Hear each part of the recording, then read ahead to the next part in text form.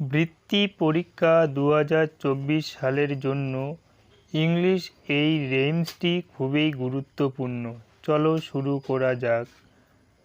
if all the world war paper and all the sea were ink, if all the trees